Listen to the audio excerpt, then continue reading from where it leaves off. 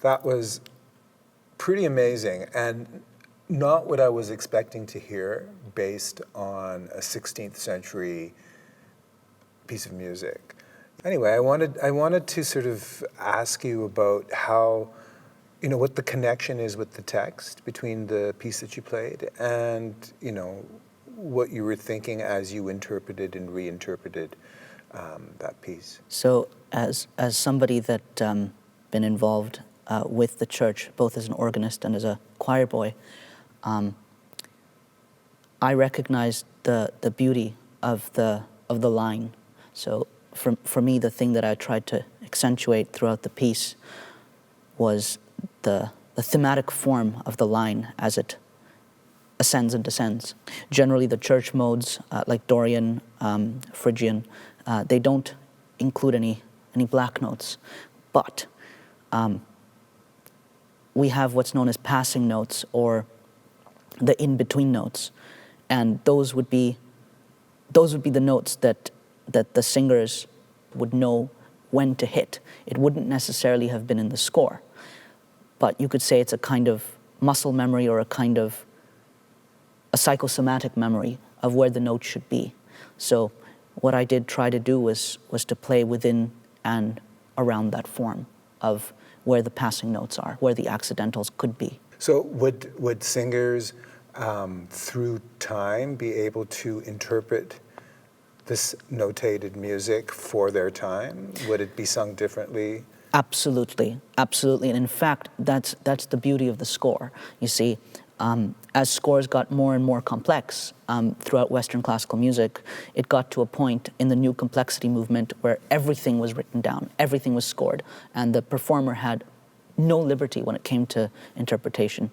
But a score like this, you don't have dynamics, you don't have articulation marks, you don't have breath marks, so it's actually immensely open to interpretation. At this point, a score is an outline. So as a musician, as an interpreter, it gives me almost limitless freedom when it comes to bringing the melody into a new context. Well, and the name of the piece is Sanctum, which is a play on sanctus, which in Latin means holy.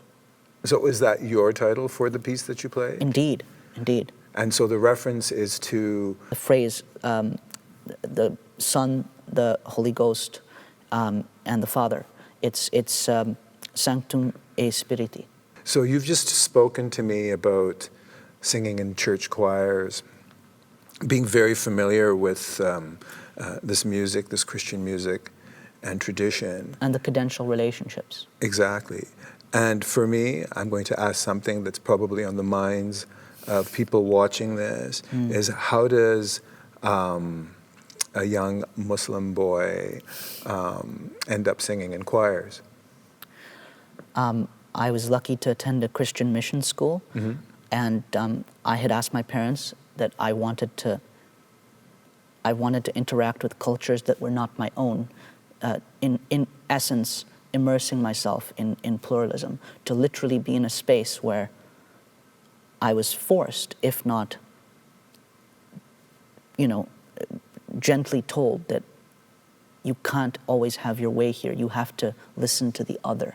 So I wanted to interact with the other. I just didn't know how difficult that would be. And I think being put into that context, it showed me the power of difference. So as a young Muslim boy, here I was having to go to church every Sunday and sing with the choir and learn Jesus's Beatitudes, which is something I would have never gotten if I'd gone to a secular or even an international school. Well, thank you, and thank you for that amazing performance.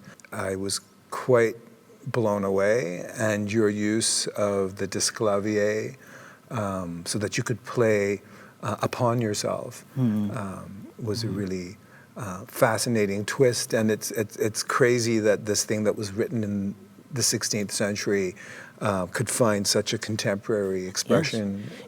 It's almost new music, but it's completely. I mean, if you look at the line, you can hear the church modes. I took everyone to church, but in a really new way. Well, thank you, Afraaz. Thank you, Amirali.